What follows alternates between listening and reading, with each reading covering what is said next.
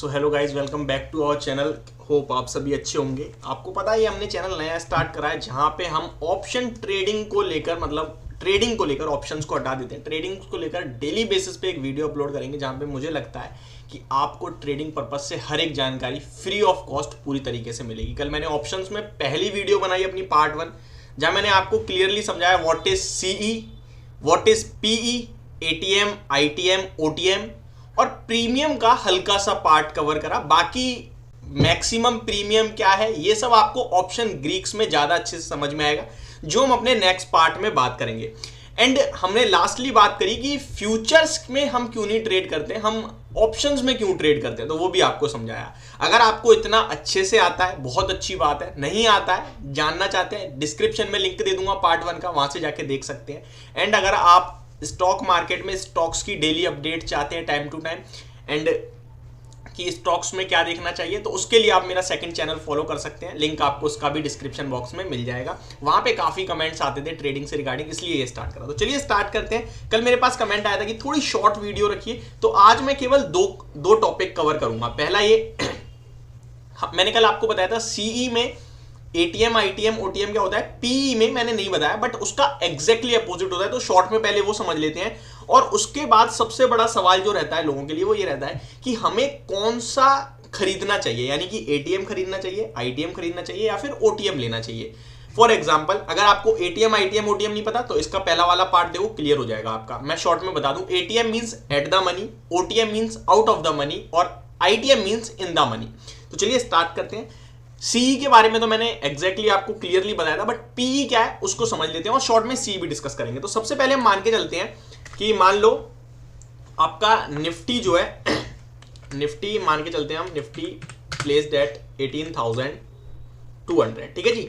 ये स्पॉट के प्राइसेस हैं, स्पॉट लिख देता हूं। स्पॉट मींस होता है कैश, ठीक है, कैश के प्राइसेस हैं। अब हम अगर सीई बाय करेंगे तो हमारे लिए इसमें जो सीई होगा वो एट द मनी तो हो जाएगा 18,050। आपको पता है 50-50 के गैप से होता है। इसके बाद सीधे 18,250 मिलेगा मुझे, इससे पहले सीधे 18,150 मिलेगा। तो अगर मैं 150 लूंगा तो वो ऑब्वियस सी बात है, नाम से ही समझ में आ रहा है आईटीएम हो रहा है, इन द मनी हो रहा है। सीई की बात कर रहा हूं, सीई मींस ऊपर जाने के लिए, मुझे मार्केट ऊपर के लिए खरीदनी, यानी कि मुझे मार्केट में तेजी दिखती है, मैं ऊपर के लिए खरीदना चाहता हूं।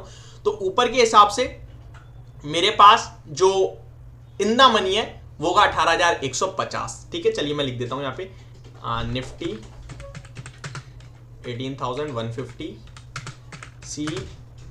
सी हमारा क्या होगा, ये आईटीएम मानेंगे हम, आईटीएम, ठीक है, इन द मनी हो गया। और 18,100, 18,050, 18 जो भी अंदर का जाता जाएगा वो सब हो जाएगा आईटीएम यानी इन द मनी।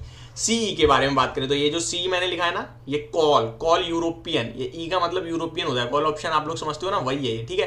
तो यहां से मार्केट जितना ऊपर जाएगा ये भी आपका ऊपर जाएगा, ये इन द मनी हो गया। अब एट द मनी की बात करें तो इसका एट द मनी होगा निफ्टी का 18,200, यानी कि जो सबसे क्लोज होता है, जो सबसे क्लोज सीई है आपके लिए, वो मान के चलिए आप एट द मनी कहते हैं उसे। हम यहां लिख देता हूं मैं एटीएम, एट द मनी हो गया, ठीक है जी। आईटीएम इसमें बने, आईटीएम तो हो गया। ओटीएम इसमें बनेगा निफ्टी का 18,250 सी, या फिर जो भी आप ले लीजिए, 300 ले लीजिए, 350 ले लीजिए, जो भी 18,200 से ऊपर का प्राइस होगा दैट इज कॉल्ड ओटीएम, यानी मैं ओटीएम भी लिख देता हूं, ओटीएम यानी आउट ऑफ द मनी। जो 18,200 के नीचे होगा लाइक दिस, वो आईटीएम हो जाएगा इन द मनी, जो एग्जैक्टली सबसे क्लोजेस्ट होगा। अगर यहाँ मान लो 18,205 भी होता ना तो 18,200 ही एटीएम होता है, यानी eight the money, at the means उसी पे, ठीक है। चलिए अब हम बात करते हैं कि पुट ऑप्शन में क्या होगा। निफ्टी 18,000 पीई लिख दिया मैंने। अब मैं सिंपल सा आपसे जानना चाहता हूं कि ये क्या होगा, एटीएम होगा, आईटीएम होगा या फिर ओटीएम होगा। आपने यहाँ पे समझा, तो यहाँ पे जो है उसका एग्जैक्टली अपोजिट है, क्योंकि यहाँ हम खरीद रहे थे, यहाँ हम बेच रहे हैं। तो 18,100 हमारे लिए हो जाएगा आउट ऑफ द मनी। क्यों हो जाएगा आउट ऑफ द मनी, कोई मुझे कमेंट में प्लीज बता देना, अगर जिसको समझ में आएगा वो डेफिनेटली बताएगा। वो इसलिए हो जाएगा क्योंकि ये 18,200 हम यहाँ बेच रहे हैं और जब नीचे जाएगा तो हमें फायदा होगा। तो 18,100 के नीचे जाएगा ना तो वो बनेगा इन द मनी। चलिए इसको समझिए, आउट ऑफ द मनी हो गया, यहाँ पे इन द मनी होगा निफ्टी का 18,300 या फिर 250 का पीई जो भी होगा वो आपके लिए इन द मनी कहलाया जाएगा, ठीक है, आईटीएम। और एट द मनी तो सेम ही रहेगा 18,200 का। होप आपको ये कॉन्सेप्ट क्लियर हो गया होगा, इन the money out of the money या जो भी है, ठीक है। ये निफ्टी का हमें समझ में आ गया। अब हम बात करते हैं अपने नेक्स्ट टॉपिक कि हमें कौन सा खरीदना चाहिए, ITM, OTM या फिर ATM। तो चलिए इसके लिए डायरेक्ट चलता हूं मैं अपने अपस्टॉक के अकाउंट पे, ताकि आपको मैं क्लियरली समझा सकूं। अब मान के चलते हैं ये निफ्टी आपके लिए 18,200 पे ही ट्रेड कर रहा है, एट द मनी 197 है, एट द मनी तो 200 ही माना जाएगा। अब मैं खरीद रहा हूं 5 मिनट की कैंडल लगा के इंट्राडे सेम डे के लिए, तो मैं इसको खरीदूंगा यहाँ पे, या तो मैं कोशिश करूंगा एट द मनी लेने की या फिर मैं इन द मनी लूंगा। अगर मुझे ऊपर दिखती है तो मार्केट में या तो मैं 18,200 की कॉल लूंगा या फिर 18,100 की या फिर 18,150 की। रीजन क्योंकि मैं बिल्कुल शॉर्ट टर्म में पैसा बनाना चाहता हूं, तो वो ज्यादा मूव देगी मुझे, ठीक है। अब मान लीजिए मतलब इन द मनी भी ले सकते हैं हम, एट द मनी भी प्रेफर करूंगा मैं आपको इन द मनी लेने के लिए, उसमें मूवमेंट ज्यादा मिलेगी। अब यहीं पे काफी सारे लोग क्या होते हैं, बिगिनर्स स्पेशली वो क्या करते हैं कि 18, अब देखिए यहाँ पे मैंने देखिए 18,100 की सी ऐड कर रखी है 162 पे, ठीक है। ये 18,200 है, ऑलमोस्ट 18,100 की सी मैंने 162 पे ट्रेड कर रही है। अब यहाँ पे लोग क्या कहेंगे, यार 162 रुपये मीन्स मेरे लग गए 8,000 रुपये, तो मैं क्या करूँगा, तो यहाँ पे लोग अपना दिमाग लगाते हैं।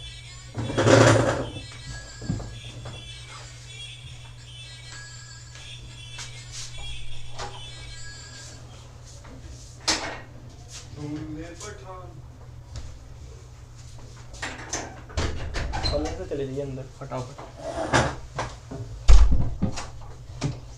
क्या पल्लन से अंदर चले जाओ फटाफट, गेट बंद कर। क्या बंदा भाई, वीडियो बंद ही, गेट बंद कर दिया ना। अबे जेवाओ जेवाओ।